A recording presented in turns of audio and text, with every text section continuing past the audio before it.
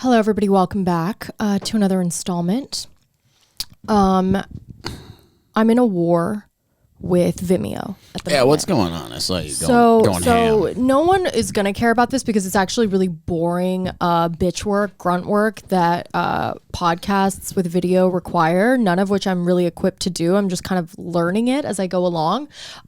It's actually I hate it. It's the bane of my existence. I hate busy work. It's like I could sit here and call myself neurodivergent, but I think I'm lazy as it relates to that stuff because it doesn't interest me and it doesn't spark my interest. So having to do it is already such a nightmare.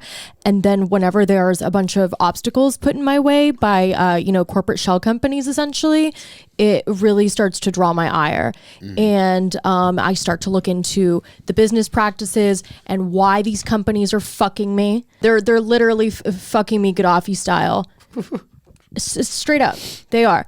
And they're fucking everybody, right? Ida's Gaddafi and Vimeo is NATO, and right. They want to stop you at every turn. Vimeo is like the guerrilla fighters that we trained or something in some region. Yeah, it's the Zetas cartel. Yeah, it's really, and then you look into who's running these businesses and you find out it's like some 39-year-old, trend following POC who's really hot, by the way. Anjali Sud. Let me see. Or this. Sud or something. Let me see this person. Did you not see my story? My Instagram story is a little unhinged at the moment. It was pretty. It's pretty unhinged. Pretty unhinged. It is. You know what? I stand by everything I said. There's nothing I said that I don't stand by. Listen, you got cat peelers out here. I was out there showing people. I was like, look at this story. This is bullshit. No, you weren't. I was running around town. I was like, Attica. Yeah, that's the right thing to say right now, given my blood pressure at the moment. No, it's really, people probably look at that and they're like, oh, this girl's mentally ill. Hopefully they laugh, but hopefully they also... They don't get it. They don't get having your baby raped. They don't get file sharing. They don't get gigabytes. They don't understand a video file. Then these people don't understand audio drift. Can you pull up on full screen? I can't see anything. That's a good point. Actually, are we recording normally right now? I hope to God. Oh my God. It'd be funny if all the people saw the how the sausage is made. You know what I mean? Shit. Yeah, oh fuck. I was wondering why you didn't fix it. Well, I don't know what I did to not get it to do what it normally did. No. Wait. Oh, here we are. Here we go. Right. I think that's right. I think this is that's what we're supposed to do. Yeah, that's well, I hope that's the way it started. That's the ticket. If for some reason you didn't see our faces and you heard what we said, then we're very sorry, but here we are. So I was a little frustrated for the better part of this whole day because of an app. And every day that I spend, hours and hours trying to figure out something with a file or something with a video company, it is time I could be spending doing truly anything else. And so whenever I'm then expected to pay, upwards of like $1,000 to continue to upload videos onto a platform, which I just want to make, like, all I wanted to do on Vimeo, I don't want to get into the boring shit because nobody cares about this, okay? Yeah. But just, long story short, when I first started my Patreon, which was like in the very beginning of March, I was told I couldn't immediately upload onto the Patreon video uploader because they have their own new video uploader. So you have to do it through a third party. So you could do like a YouTube unlisted, but even if your video is unlisted on YouTube and you have to have a private link to access it, you still can't fucking say anything because they'll ban you, right? And the whole point of having a Patreon is so I can say shit, that I can't say elsewhere because I would get fucking banned. So I don't want to do the YouTube unlisted because I've heard of a lot of comics and a lot of people with podcasts that get banned permanently on YouTube, even for an unlisted video. So I was like, fuck that. I'm not going to do that. Can't use the Patreon video uploader yet because I'm not eligible or whatever. Let me do Vimeo. I know and love Vimeo. I've seen many movies on Vimeo. I know independent filmmakers that have created their work on Vimeo, shared it on Vimeo.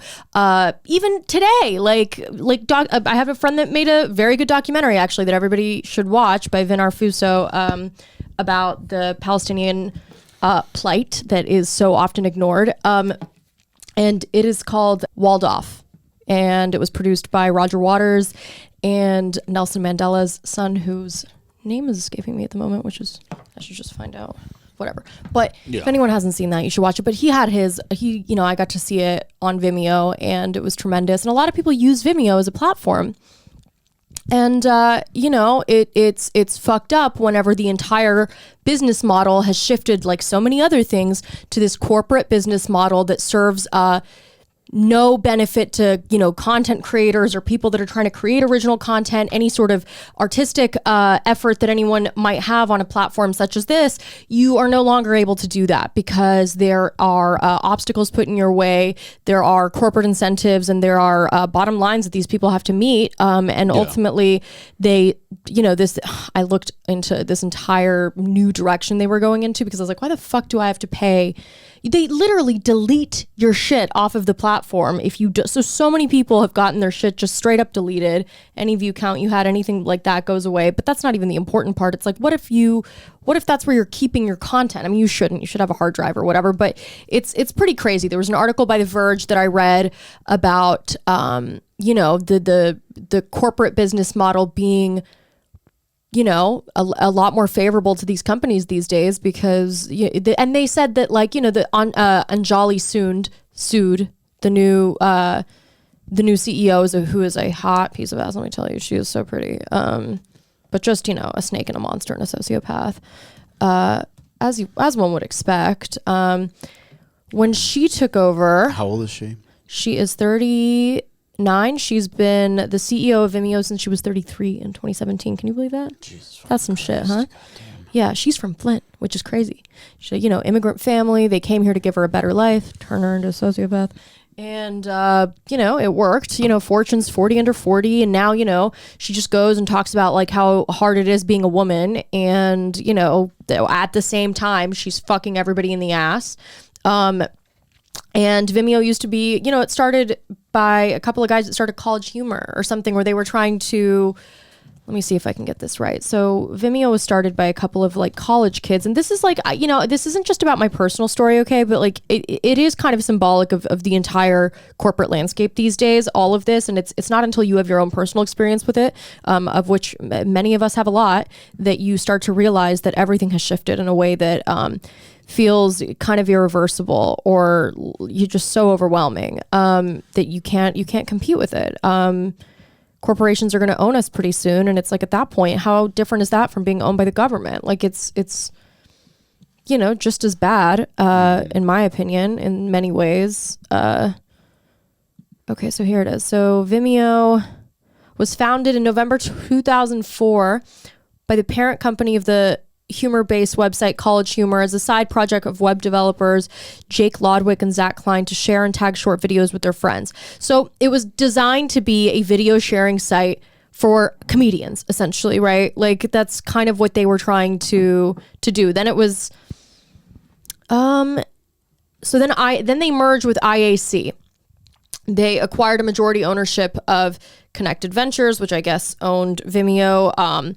And this came at the same time that Google had purchased YouTube for about $1.65 billion. So, YouTube and Google are never without fault in any of these situations either, because they were trying to compete with YouTube. Now they no longer are. Her whole thing is like, no, we want to create a video platform because, she says because video has been so fractionalized by social media companies like TikTok, like Instagram, like YouTube, there's no place for us in that market anymore. And I'm like, well, that's not true because there's still only one alternative to long form video. And that's Vimeo. Vimeo's for college student films. Yeah, it's for college student, but used to be, not anymore. Now it's for, they say small businesses, but really they've completely redesigned their business model to lend itself to corporations, not really small businesses. They just say that and then they don't do that. So they have no real, and she's made it very clear. She's like, we are doing a major shift away from content creation because they tried to create original content in between this. They tried to do like what Amazon Prime or Netflix or whatever is doing. That failed. So they hired this bitch to literally come in here and make the whole thing just a disgusting, antithetical business to what it was, the merits that it was was founded on. Yeah. So that's over. That's gone. So there really is no place that I can think of for anyone that's trying to and I didn't even want to upload it on Vimeo. I wanted to just upload it directly onto Patreon. That was not an option. So I was forced to do it. Now I can do it directly onto Patreon because of some time has passed. I don't know. But all these companies are in bed with each other too. So it's like Patreon and Vimeo or like this, YouTube, Google, obviously same company now. Everything is hell. We live in fucking hell. Video platforms ruining your day. Yeah, but it's like the YouTube Google thing is so frustrating. Like, why does Google own YouTube? That's insane. Why climb Everest? Insane. There's no antitrust at all. Like, Matt Stoller, who's like a great reporter on antitrust, I mean, he has like dedicated his life to this, but I truly don't see anybody else talking about it for the most part. I mean, like, Lena Khan's been great. But, are there like monopoly laws anymore? Does it even matter? I mean, there are laws, sure, but Lena Khan's doing great work. She's actually very young as well. It's so funny. We went from Rupi Kaur to Anjali Sud. Who's this woman? Then, no, not this woman. This woman right here. She's amazing. I didn't know she was British-born. British-born American legal scholar serving as a chairwoman of Federal Trade Commission since 2021. While a student at Yale Law School, she became known for her work. Yeah, she wrote two really famous papers, but one of them initially put her on the map, kind of.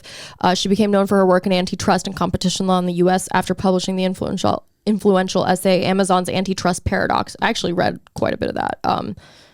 She was nominated by President Joe Biden to the commission in March 2021 and served since June of 2021 following her confirmations. She is also an associate professor of law at Columbia Law School, and she's 34 years old.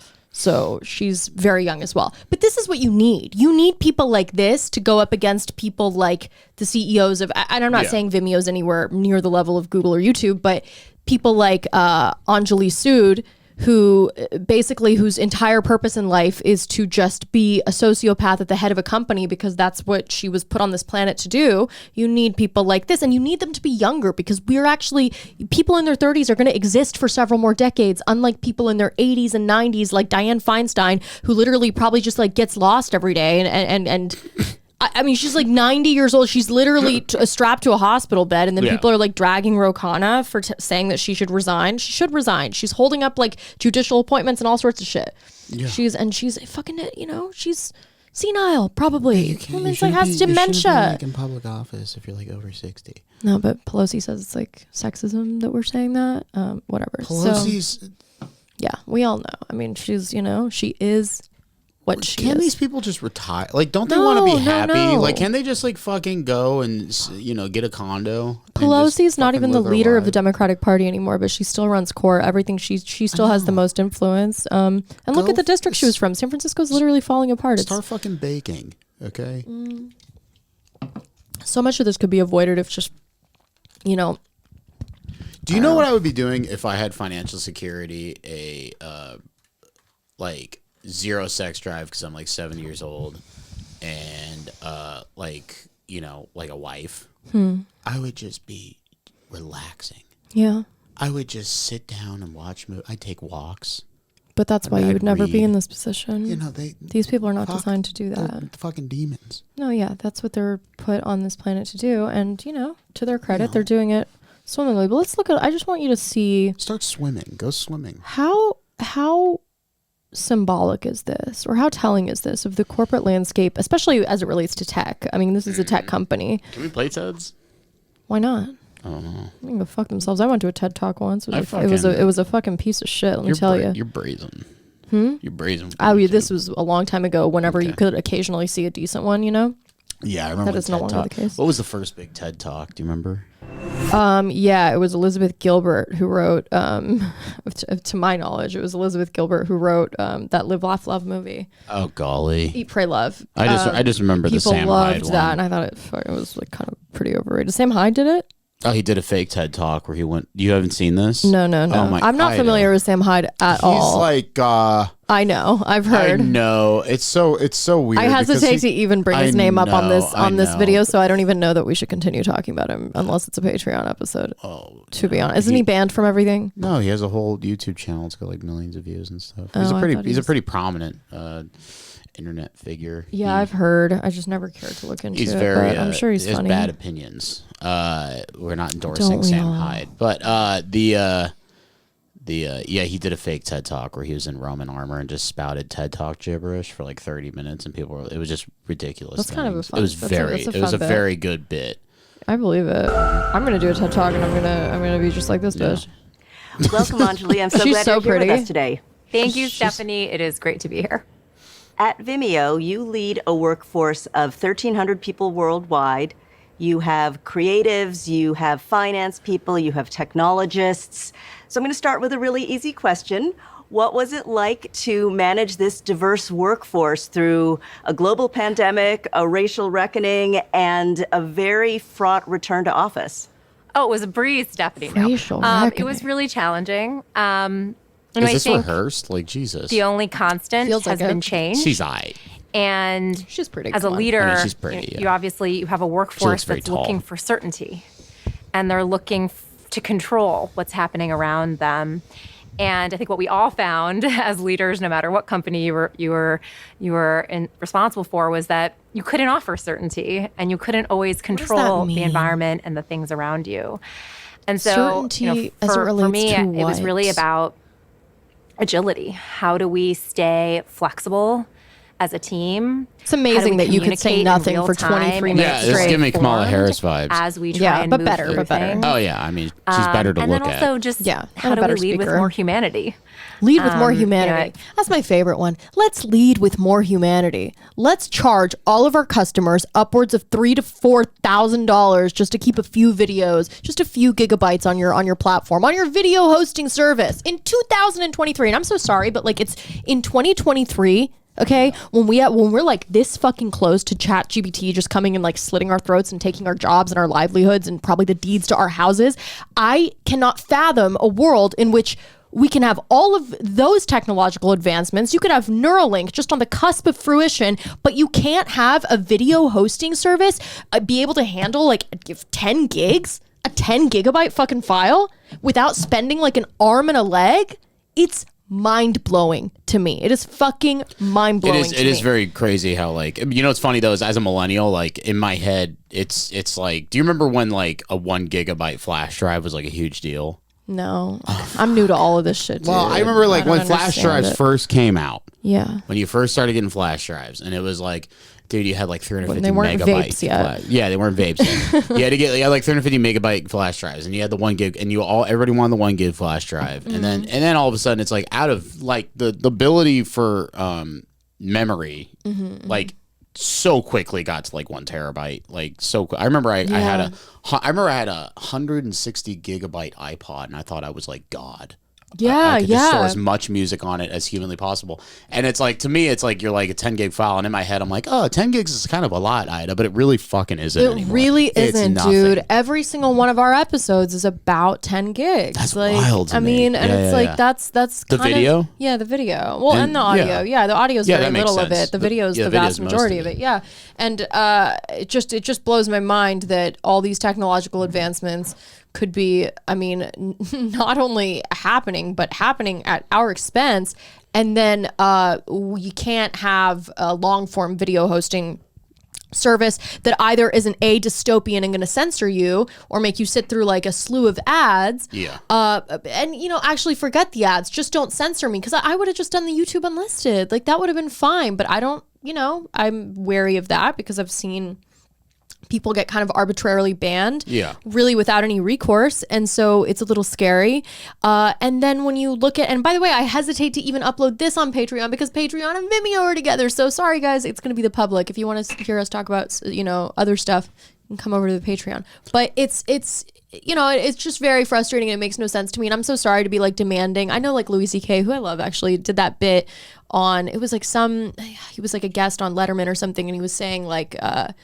You know, he was kind of doing one of his bits about how we get so frustrated when we're on airplanes and like that our phones don't connect or whatever. And it's like, isn't it amazing that we're even up here? And I'm like, you know, I'm so sorry. I don't agree with that as it relates to this stuff anymore. It's like, no, it's not amazing. He even came back and refuted that bit. Did he? I believe he did. Oh, he okay, came good. back and he was like, yeah, it's like, we should that was a dumb expect opinion. more. We should expect progress. We should, yeah, it's good to be grateful, but, you know, Well, we all none should of be the- grateful about the technological advancements, especially I didn't have a None of hand the in creating technolo- any of this. None of the technological advancements are hitting us on the ground floor at all. Yeah. We're having so much advancement in society that's happening at like such a rapid rate. I think that oddly enough, ChatGPT is the first thing. I mean, as scary as it is, ChatGPT is the first thing that has hit the ground floor that I'm like, oh, I can go on ChatGPT and have it do things that a $15 app would have. I would take a $15 app for it to do for free, and it does it for free. Right. Like that's the last I just read about. time. Keep going. Like I got back on my fucking diet. I'm trying to get Thinspo John,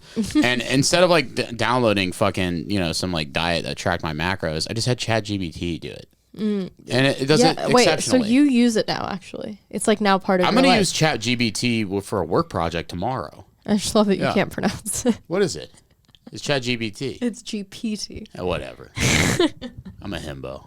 That's why I need ChatGPT. That's why I need ChatGPT. So I read something on Unusual Whales today that says, it's a Twitter account. It said, damn, where was it? It said something about ChatGPT accurately guessing what direction the stock market's going to go in. For the first thing I thought of is it'd be funny if the article is ChatGPT can accurately guess the color of my underpants or something crazy. It probably could, yeah. I'd be like, what am I wearing right now, ChatGPT? Yeah, and it would literally tell. Okay, and then you truly know it's a simulation. Then I know it's a simulation. Yeah, but we're not far off from that knowledge either. So this is what it said. It said ChatGPT can now predict stock moves based on headlines accurately per Bloomberg. Yeah, it's gonna change the world. It already has in so many ways that we're not even familiar with. Because this is again the early iteration that we even have access to. There's a fourth one, and then there's an auto one from people just stealing the API. Which is like crazy that could even happen. Can it give financial advice?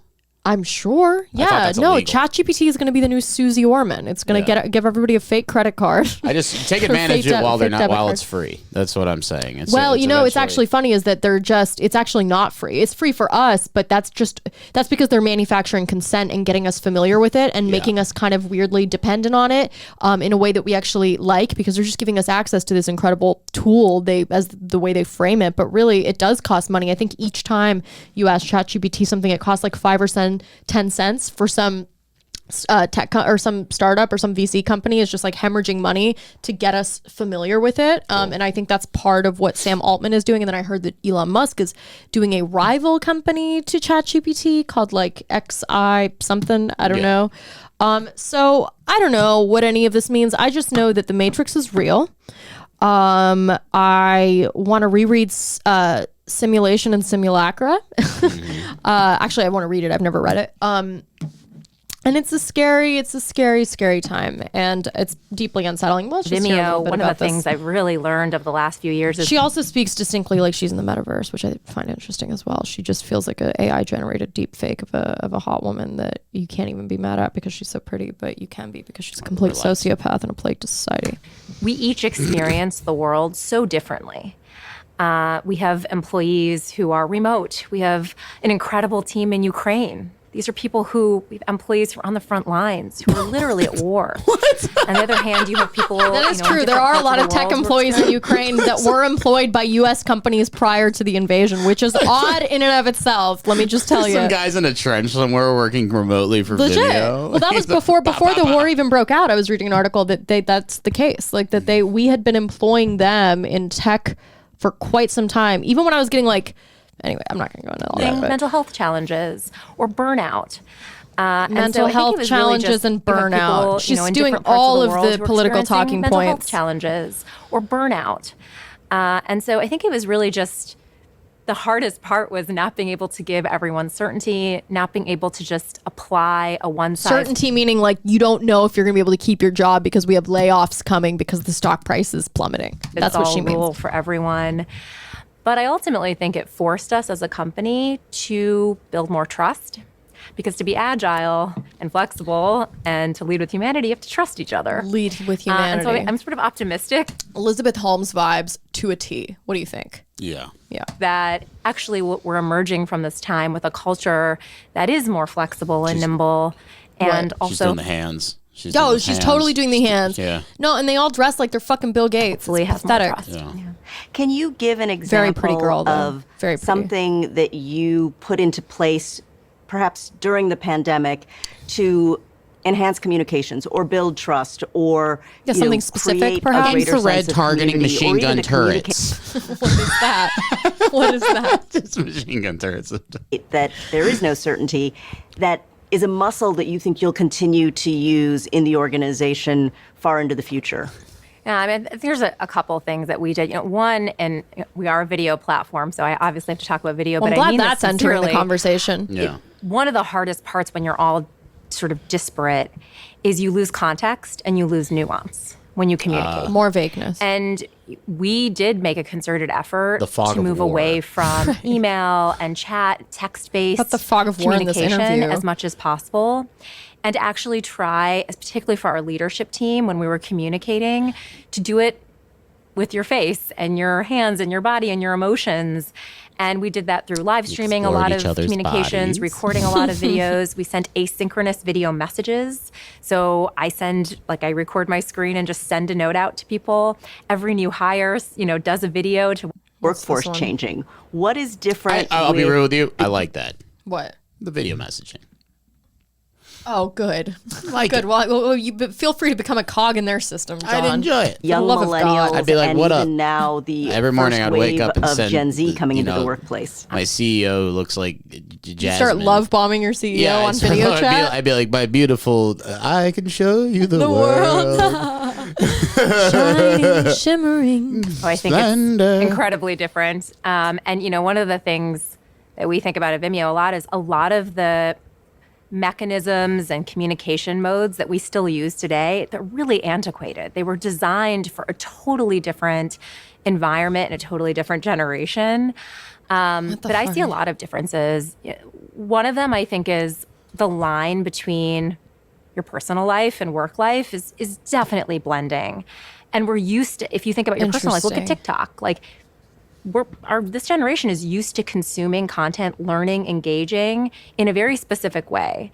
And if they then have to come to work and to be trained on a job, read a 300-page manual, like, it's not going to happen, right? Or if you Oh, we shouldn't even try to make it happen. We shouldn't even try to, restore any form of attention span into a younger generation that will then, allow these robots to slit our fucking throats. Training at Vimeo is you going to be walking into a Target and Julian Hodges approaches you and he's like, here, check my Riz real quick. And then he explains to you like HR relations. We gotta show them Julian Hodges. We talk about it all the time. Oh, by the way, you're right though, because all of Vimeo is HR now. Yeah. Everything is now for HR. It's Yeah. no longer for content creation. He's just It going to is. be like, you can't talk to me after I've clocked out and like all this stuff. God, they're gonna handcuff Love that him. boy. He's wonderful. And so he's funny. I think for us, what we've really just tried to do is have a bunch of different listening mechanisms.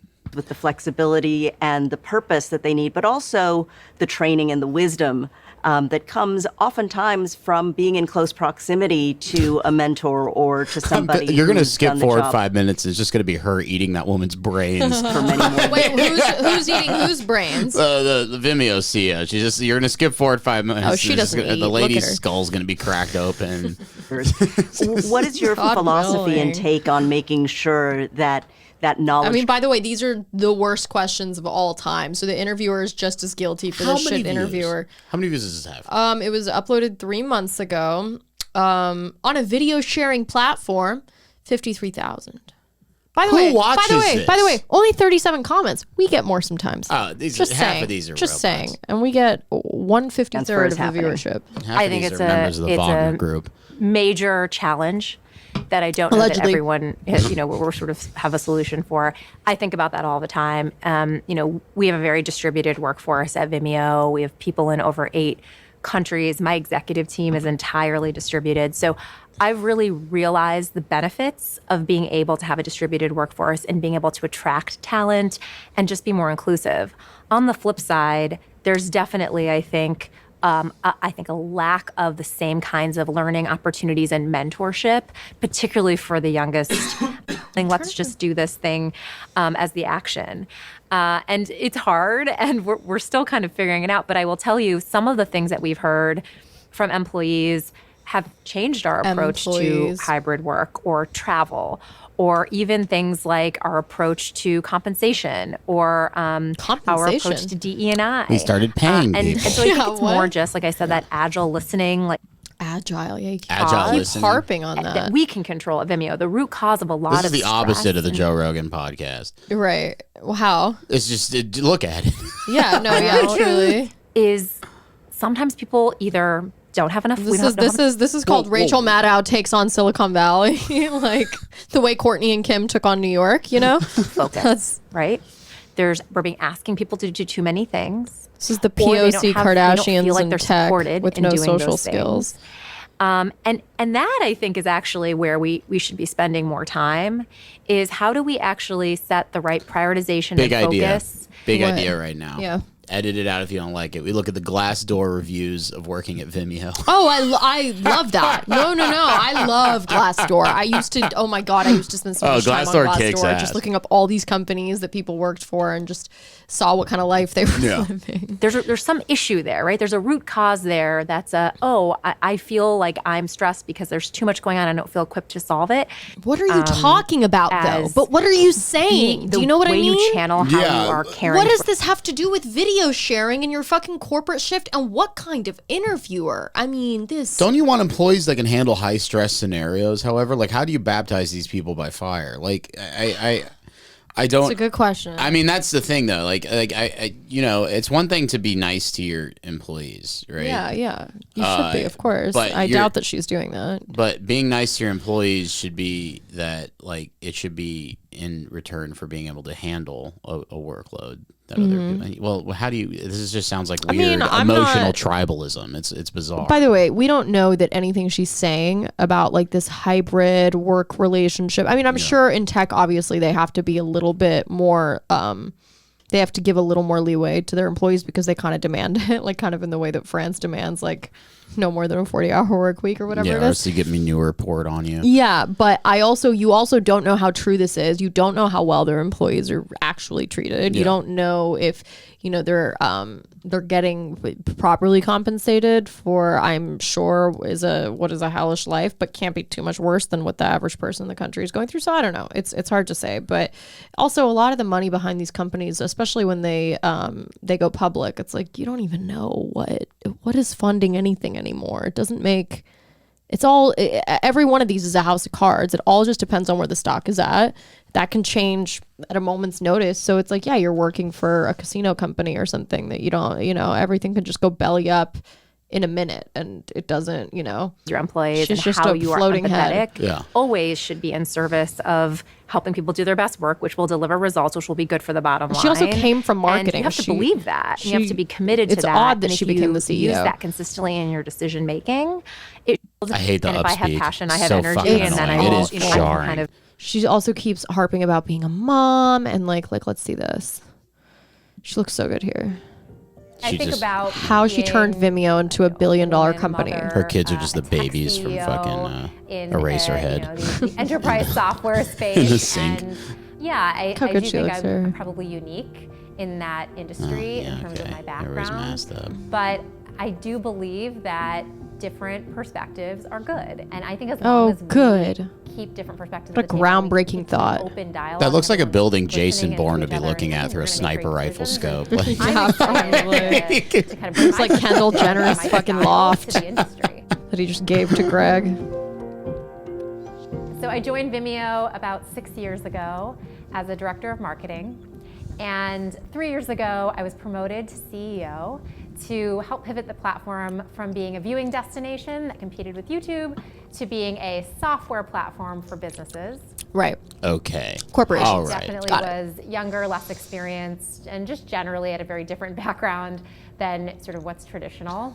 I recognized that, and I tried to use it as an advantage. And I do really believe that the best decisions get made when you have different perspectives in the room. Oh, and so the good. way I kind of approached it, I remember every time I walked into a boardroom, And the insight she is I was, imparting, I the looked wisdom. very different than everybody else around me. But I Okay, actually we get it. thought of You're as fucking that Indian means or, that that you know, or incumbent Pakistani or upon something. me to be vocal, because that's the only way. She we also will doesn't sound like collectively she's make from better Michigan. decisions.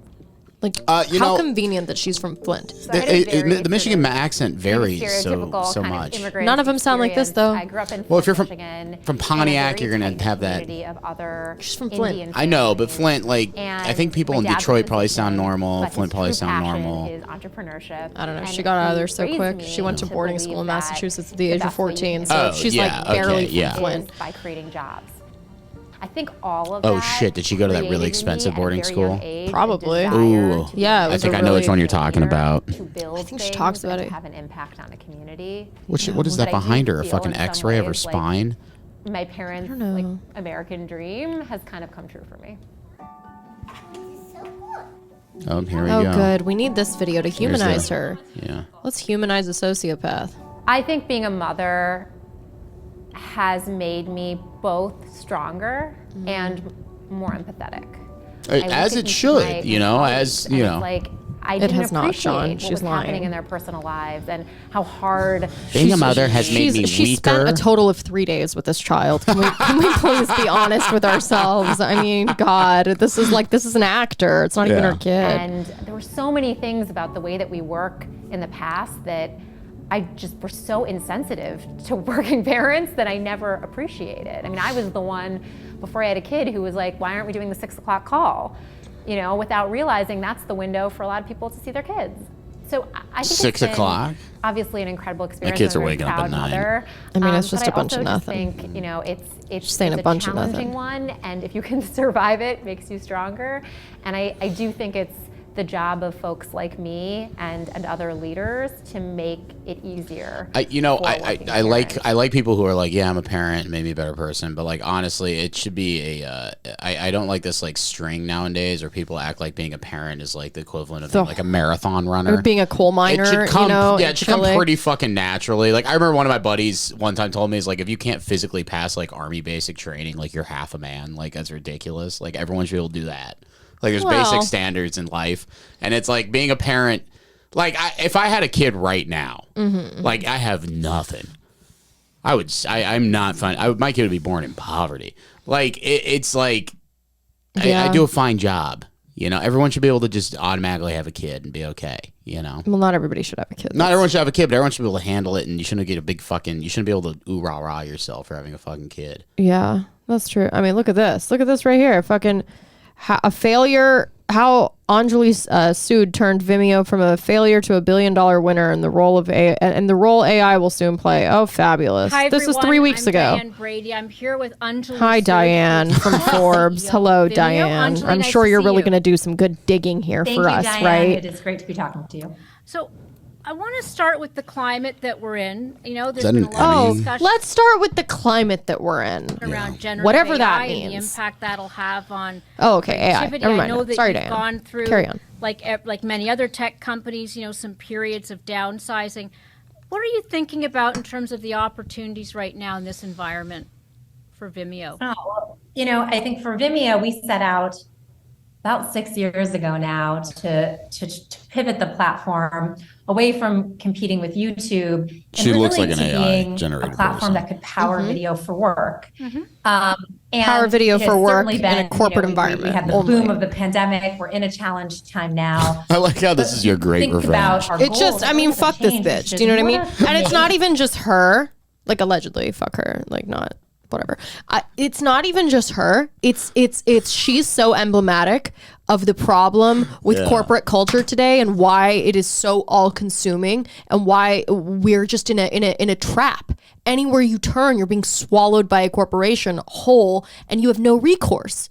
Whether Yeah. it be Google, YouTube, I mean, Amazon, this woman, Vimeo even. It's like Vimeo used to be like the cool little indie, like, you know, upload your fucking shit A24 style movie on watch there. bootleg films on Vimeo. Yeah, you try to be like a cool production company. You try to, you know, sometimes you make some good shit. Yeah, they had like 4K and stuff. Yeah, and like all it that was a stuff. cool platform, I thought, and I knew like a lot of people that had their content on there. And one of my friends messaged me that a lot of the directors he knows is that have all gotten their channels like deleted because they're not able to spend because it's run by a sim. $4,000 a year or however much it is to be able to keep their videos up there. So. Yeah.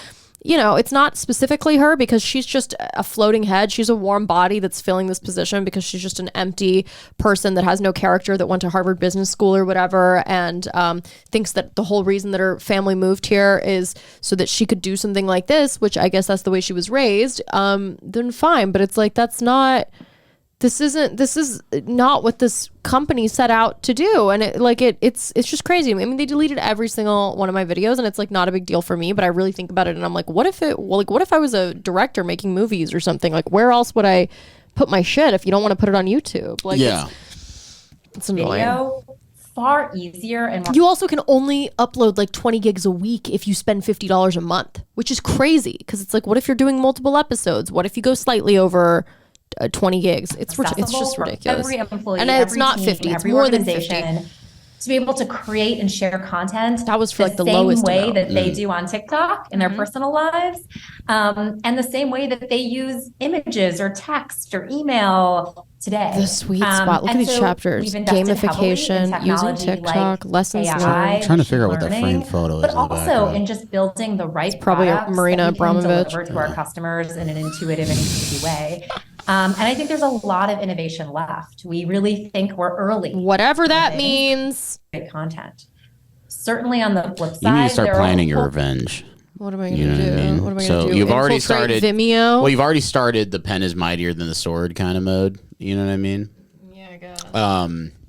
My grandfather, he would write prayers, cursing the state tax review board and the IRS. We found when he died, we found a bunch of prayers he'd written hating the IRS. You need to get like next level. You need to start waging spiritual warfare. Yeah, get the Rajneesh involved. Or his he'll be teachings. Like, Vimeo is retarded, and like, yeah, it'll be good. Yeah, I mean, you know, but you can't win against people like this. Like they. But Ida, God always wins. You know what I mean? No. So that's true. you gotta. Yeah. First step, pen is my sword. Second step, spiritual warfare. Third step, that's what you got to figure out. You know what I mean? I guess. One day you're gonna have a TED Talk.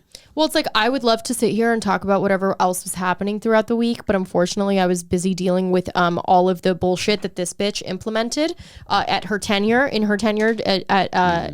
Vimeo. A lot of areas where AI can be costly and dangerous if not managed thoughtfully. Just In more any way, buzzwords. or how would you describe the sweet spot for you? What? Yeah, so The G-spot. Well, it's in my ass. Historically, Vimeo was very strong among creatives. The agencies, the filmmakers, the editors. Oh, here we go. Initially, Vimeo was very Vimeo strong had a among soul. creatives. Creatives. The agencies, the filmmakers, the editors, Right, who people were that the ones really traditionally creating use content video because as a medium. you needed a huge budget and a script and a team to be able to make a video. As the barriers of creating and sharing video have come down, and as video has become more ubiquitous, what we're finding is that actually we're getting traction in a lot of different departments. Certainly marketing is where we're the strongest. So a lot of marketing which is teams your are using business. Vimeo You have to no create business content. being Yeah, a yeah. CEO. Their You're just a website. marketing exec. The thing I'm And to most just familiar work with, the thing we're creatives on strongest work at. in progress Right. and drafts. Is But being what's a really professional interesting snake. is the other area we're seeing probably the most traction in has been HR and comms teams. Right. Training And videos, or what are they doing? So it's really interesting. So during the pandemic, not surprisingly, it was live streaming town halls. Suddenly you had a distributed Oh, there's one part where workforce. she's like, we're really proud to be what the World Economic Forum uses as their live stream. Ooh. She's also on some board for like young leaders at the World Economic Forum. So this bitch, you know, in between doing a bunch of interviews about how she turned it into $1 billion company. Yeah. God knows, you know, at what point she even did that when she's not doing a fucking interview for Forbes or Bloomberg. But yeah, she you know, hangs out with Carl Schwab. She's and attending those underground satanic celebrations beneath the Large Hadron Collider. And probably. Who knows, you but can no probably. longer communicate it as an executive, anything important, you know, especially if it was time sensitive in a meeting, in a physical meeting. And so you saw a big explosion there. Since then, what we've actually been seeing is pretty surprising. One, training and enablement.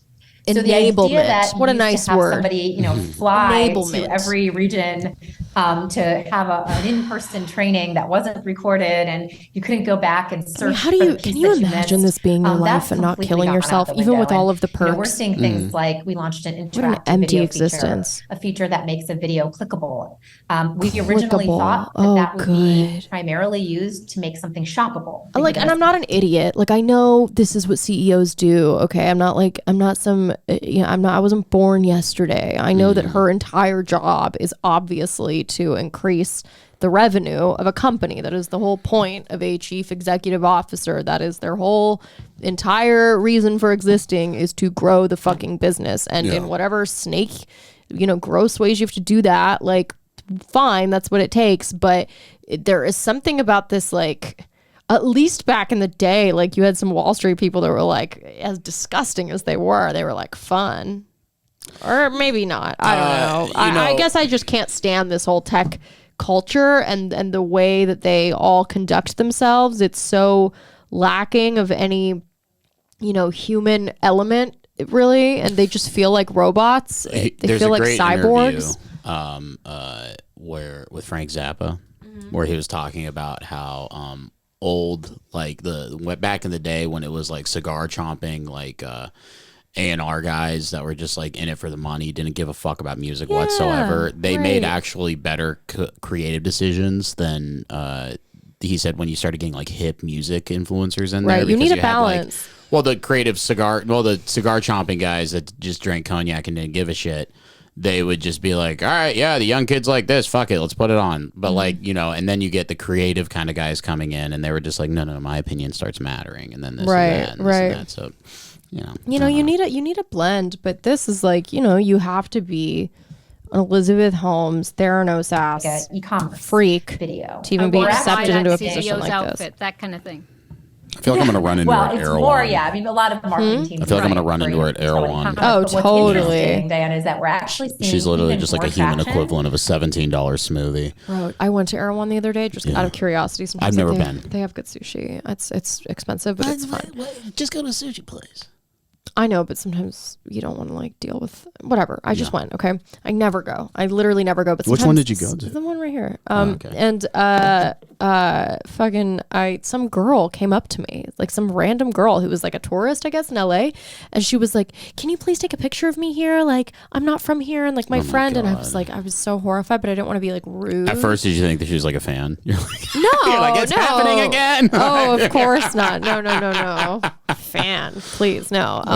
Especially I'm like in this neighborhood, in any neighborhood, that's a false premise. But no, it was really odd because I'm like, bitch, I'm never even here, and now you're trying to make me like a paparazzi, but I don't want to be like rude to you.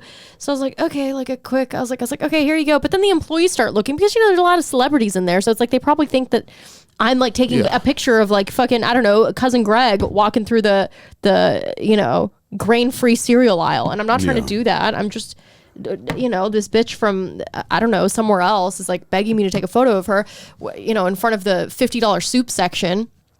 So I did begrudgingly. And then she's like, okay, now follow me over here to this aisle. And I'm like, no. I was like, at first I was like, she's like, no, it's okay. Come on.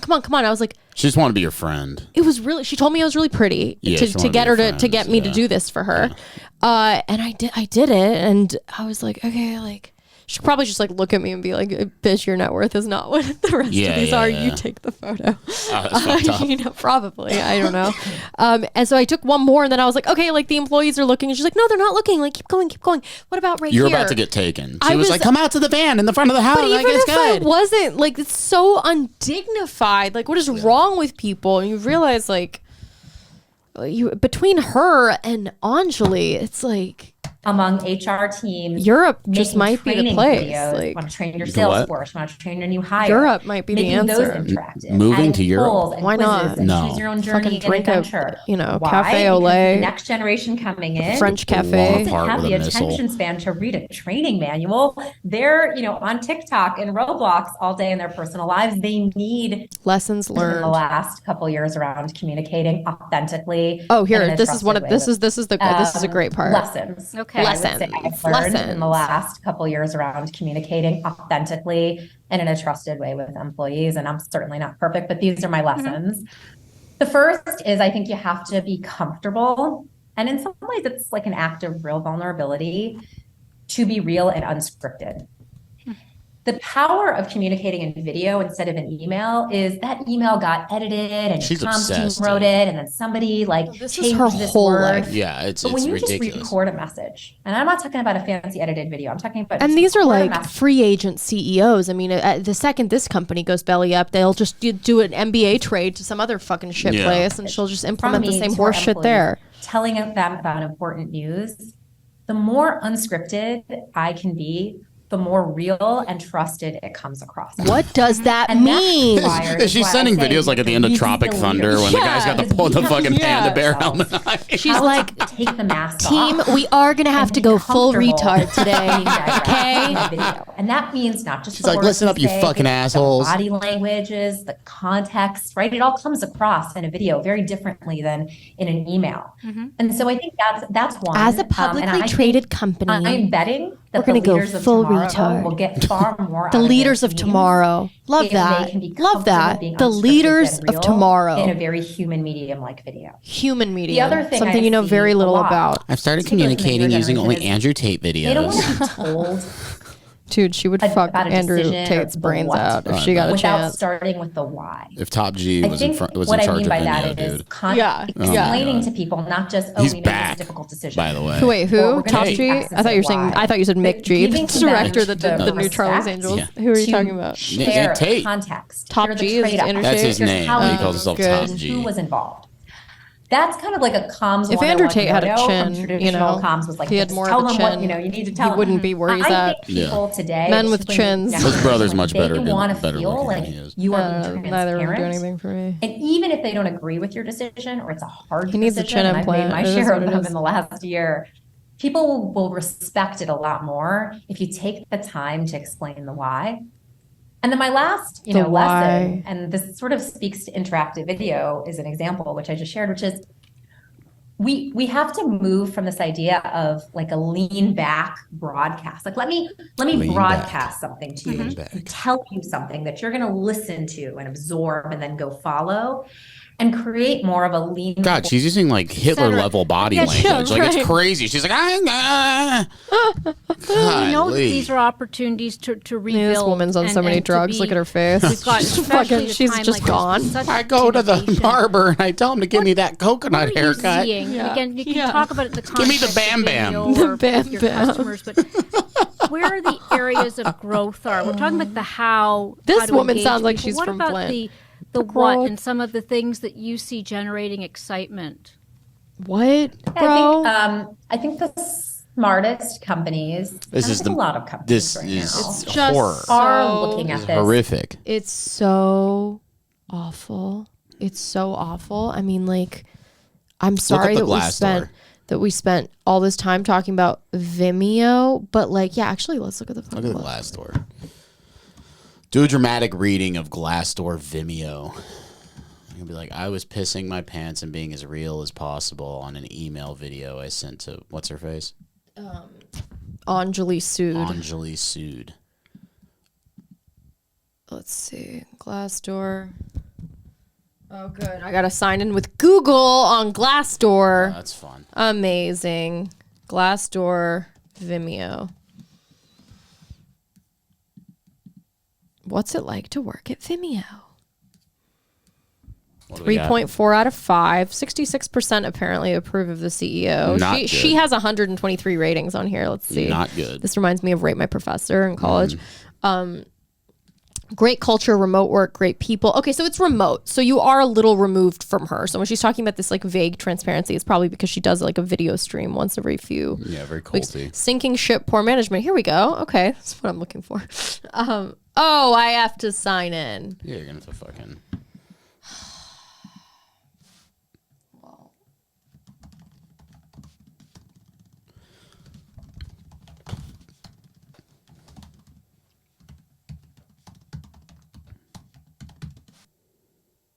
No, I don't want to send you my shit.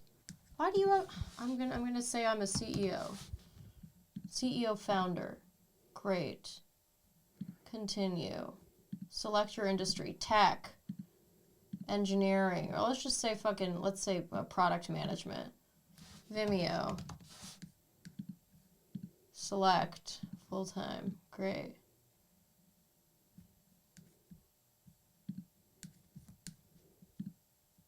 I don't want to fucking disclose this. They literally won't let you look at Glassdoor unless you tell them exactly where you work and how much you make. That's psychotic. Whoa. I'm literally lying and saying I'm lying and saying I work for Vimeo. Tell them you're the 5 CEO years. Vimeo. I did. I literally wrote CEO of Vimeo. I'm gonna say $2 million. It's like way more than that, I bet. Let's just say $2. Great. Skip. Yep, no prob. No prob for contributing. My fucking pleasure, Glassdoor. I guess you guys suck ass too. I just have a Coley CEO and founder. How nice is that? How nice is that? Fucking look out, Anjali. Vimeo, here we go. Now I can read this. Okay. So, from creative storytellers to globally distributed teams at the world's largest companies. Great culture, remote work, great people, diversity and inclusion at Vimeo. Oh, good. Oh, good. Is there diversity and inclusion in fucking people with 10-foot fucking poles? Diversity programs and initiatives at Vimeo. We believe that diversity in thought and backgrounds across our workforce will lead to better outcomes for our business, for our users, and the broader community we serve. We're on a mission to embed diversity, equity, and inclusion, DE&I, into our DNA as essential principles for building teams and products. We've adapted our approach as we learned. Our goal has remained while we have adapted our approach as we learned, our goals remain the same. We are committed to building an inclusive culture where all of our people, employees, customers, and partners can support each other and thrive. Again, saying a lot but actually saying nothing. Senior data analyst interview.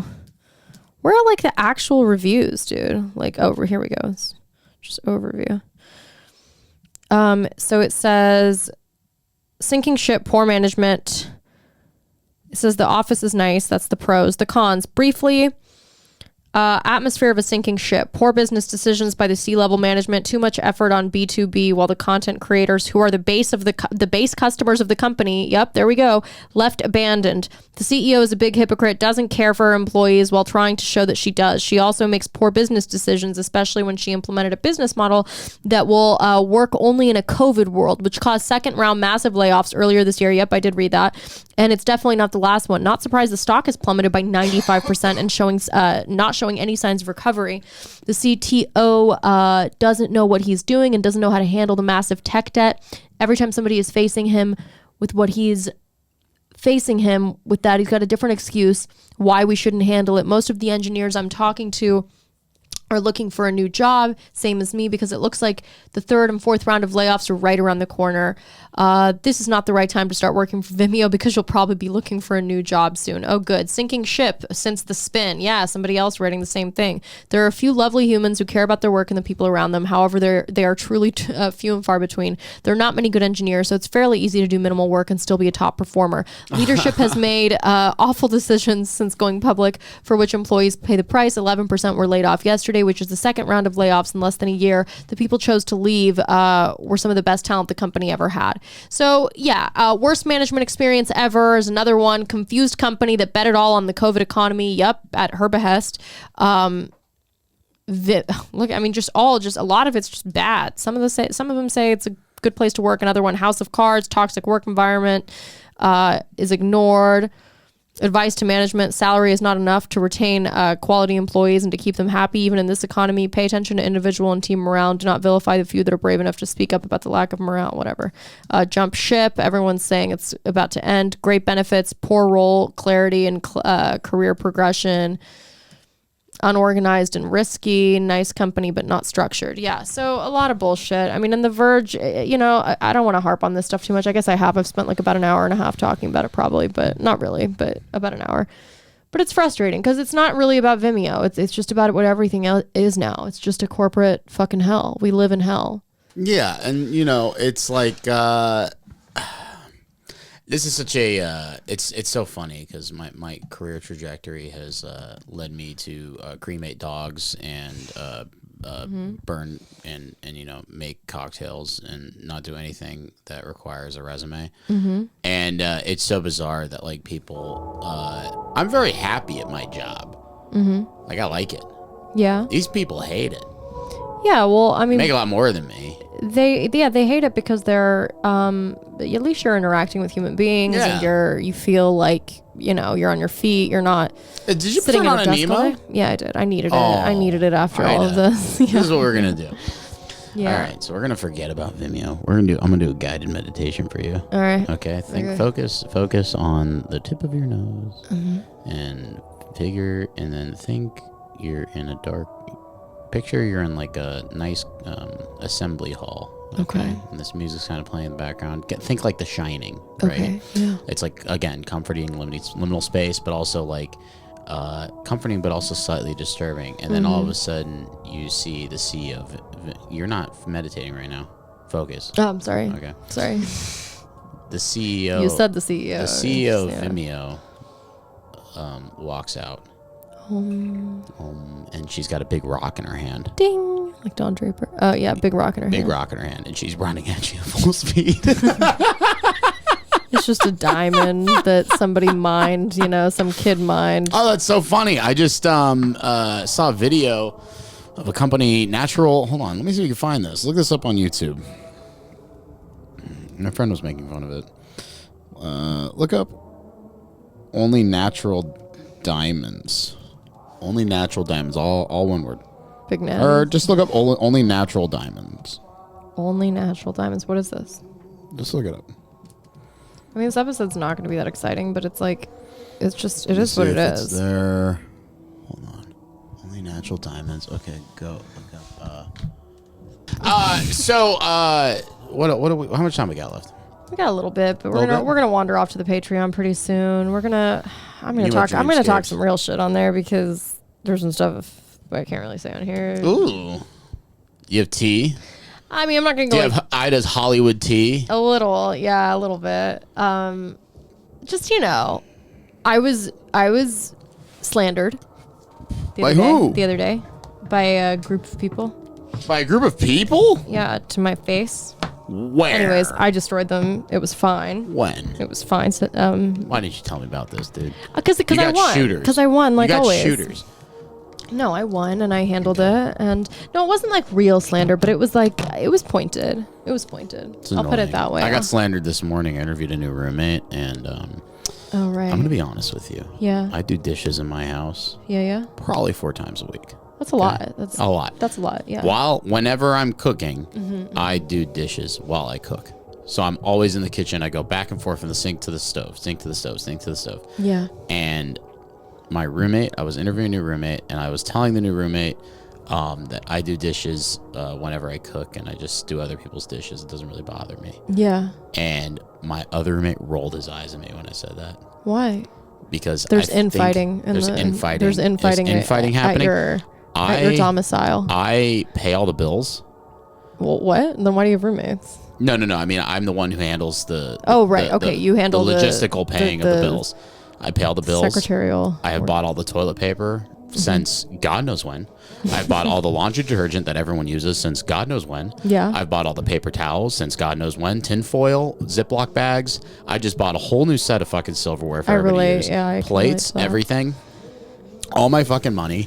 And I'm going to be handling. I have an old roommate that moved out that I got to get her security deposit back to, who lives in fucking Vietnam. So I'm gonna have to figure out how to Western Union this bitch at fucking like $750, which is probably what her village costs, number one. Oh god. And then we mean that in the nicest way. I get a fucking eye roll. Most inclusive I get way. an eye roll like I'm late. I'm tired. Everyone in my house treats me like I'm some lazy sack of shit. And you know what? I'm tired of this. You go off, queen. I'm gonna go off on it because you know what? I've realized recently, boundaries aren't something that it's not something that needs to be said out loud or expressed to somebody. Sometimes it does. Sometimes, absolutely. But in this case, just don't give a shit. Just gonna stop.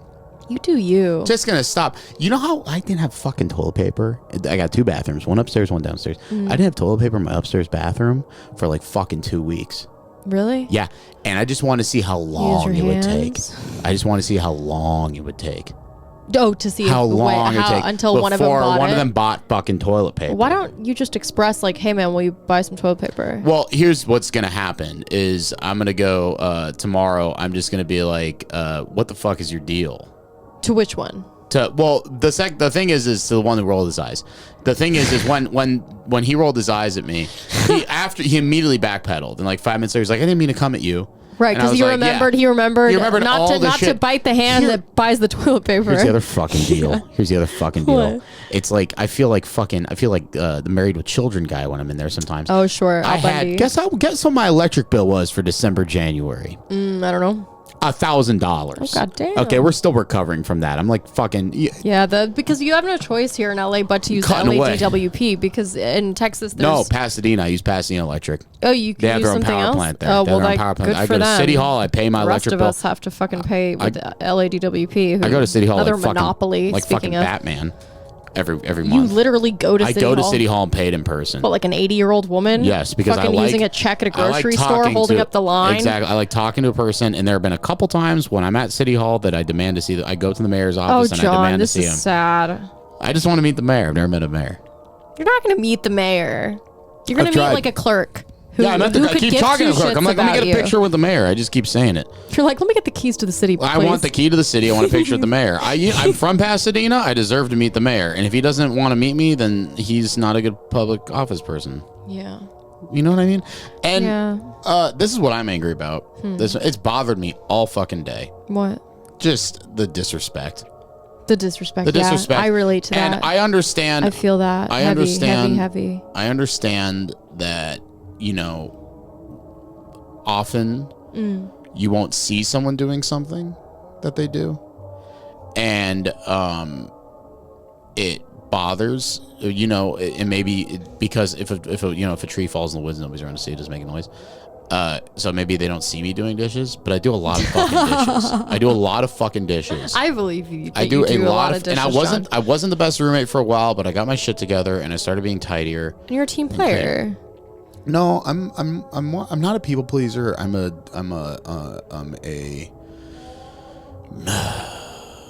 am a leader.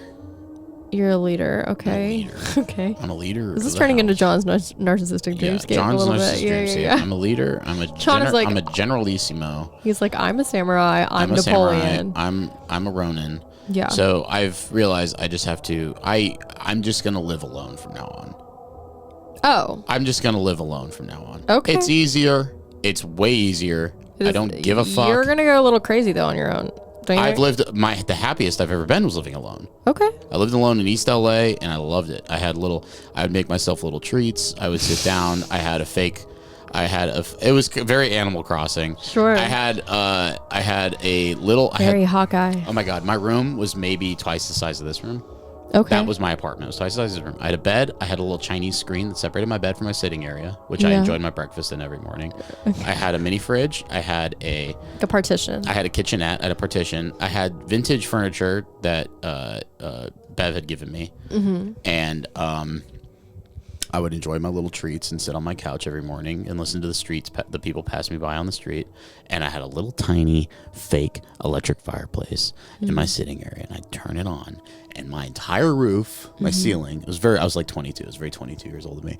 I covered it with like hundreds of fucking Christmas lights. Oh. The entire ceiling Like a was Christmas cottage. No. It wasn't organized in any way. It was like a spider web of just hundreds and probably thousands of Christmas lights. Yeah, it was yeah. so sick. And I just plugged it in once and my room was like fucking an acid trip. Oh, beautiful. And then the whole wall, ceiling to floor, was covered in these vintage paintings I found. You got to do this again. It was great. It was very aesthetically pleasing. I had like old carpets, and it just was such a cool spot, and I loved it. And it was me. Do you remember when Timish like had all those like cool magazines like from the 60s that were like collectibles, and then he ripped them out and then just put them all plastered them. over his walls like he was decorating a locker? I respected. It upset me. I know This it is the would upset Titanic, you. by the way. Interesting. I I respected Timish's vision and some of the things in the house. Yeah, I did too. I did Some too. of the things in the house I liked, but there was a much better way of doing that. Yes. And not tearing apart pieces of history. not buying Alibaba fake 60s furniture and Don't actually do that. You did that shit actually too. house hunting for it. Our friendship started to blossom when I helped you choose an elephant stump from Alibaba that was going to take 6 months to ship to Atlanta for your apartment that you moved out of 6 months later. It showed up 2 weeks before I moved out. You left it there instead of bringing it back for me. It wouldn't fit in my car. Point of contention. That was the best Alibaba purchase you can make. Look it up on Alibaba. It is the Eames elephant stool on Alibaba. It's like $60. You can buy it. Here's the deal. You try to get it from Hong Kong, from a designer website in Hong Kong, sells the same things made out of plastic. It's $200, $300. You try to get a real Eames version, thousands of dollars. Yeah, of course. You don't want to get the real thing. It's ridiculous. I mean, I would love to own the real thing. Can you imagine how much furniture was in this place before it sank in the Titanic? I did a project on the Titanic in the 2nd grade, and I remember it really bumming me out before I ever even watched the movie. And then I watched the movie. Well, a lot of people died. It's sad. A lot of people died. Yeah. It's fucking sad. They died horrifically. It's fucking the USS Arizona is like the same fucking thing. Like, God, imagine being trapped in a room. Yeah. You ever see that footage of that Nigerian sailor being rescued by the scuba divers? No. It's actually very shocking. Look it up. A Nigerian. We can end it. Yeah, we'll end it on. Look up Nigerian sailor rescued by scuba. It's not fucked up. It's heartwarming. Oh, he's rescued. He's rescued, and it's a man. Nigerian what? Nigerian sailor rescued scuba. Sailor rescued scuba. I think it was Nigerian. It could be. Yep, that first video. So this scuba diver is going to a boat that sunk to recover bodies. Damn. He's there to recover bodies, and this boat is at the bottom of the ocean. All right, you found one, yeah? He's alive. He found a live person. All right. All right. Imagine being trapped undersea. You found a pocket of air inside the boat, and you're alone, and it's probably freezing, and a fucking person there who thought everyone was dead shows up, and he fucking rescues your ass. That would be nice. Okay. Amazing. John, this is fucked up. It's not fucked up. He's saving his life. He got out alive. It's amazing. Right, let's get that head from his head so we can reduce the CO2, please. So they're going to teach him how to use a scuba tank. Keep calm, okay? This is sad. It's not sad. He's being... What are you sad about? Like, it's sad that he was, like, almost going to die. He's, like, obviously been through a lot. This has been quite a traumatic ordeal for him. Would you rather him be dead? No, like... What do you want? No. I'd rather not know about this. My name is Colby. Why was he out there? What was he doing out there? He was a sailor working on a boat that Why do sank. people go on boats? I love being on boats. You know you can take cargo ship cruises? That would be nice. It's like very long. It's a very long cruise, but you basically... I would love to be transported inside of a refrigerator on a cargo We looked that up on the Patreon. Well, they have little bunks on cargo ships you can stay in. You hang out with the crew. As you're being trafficked. Smuggled across state lines. I would have a whole outfit if I was on a cargo ship. I'd have like a little beanie. I buy that. I'd have a pipe. You'd have a pipe. I'd sit in the crow's nest. I'd be like, I keep asking, where's the crow's nest? Even though there is none, I'd be like, where's the crow's nest? So I could perch up there. Do you perch? I could perch and read a book and smoke a corn cob pipe. And look out for icebergs is what I'd say. And the sailors would all want to kill me within 2 days on a 3-month journey. Send a little message in a bottle. Yeah, exactly. To your sweet lover. Yeah, I'd keep a lantern on to be like, I'm looking for my woman. I said look for a little lighthouse in the distance. I would very quickly pretend to be like a veteran sailor. I'd be like, I saw a siren last John's night. John's boat corner. Yeah. Dude, I got so autistic about boats one time. I spent like 2 weeks researching how Japanese... This is men, by the way. This is like this is the masculine urge to learn how Japanese people made boats at the turn of the century. No nails. What do you mean no nails? No nails. It would dovetail, which is like a carpentry like a UFO? No, it's called UFOs have no nails. How to make... Well, they have very good. Thank you. Aliens. Been brushing up on my paranormal as of late. What have you been doing? I find it a little comforting actually, the UFO stuff to fall asleep to, because to me it's a preferable outcome or upshot than the robotic. Well, they could be demons. ChatGPT. UFOs are a big unknown. I prefer it though. I mean, I was listening to some guy that says that, they're being hidden by the US government because they know the origins of human consciousness, and we don't want people to know that because it's highly threatening. I don't doubt it, man. And that could be true. What a mind fuck, right? Yeah, I just wonder if are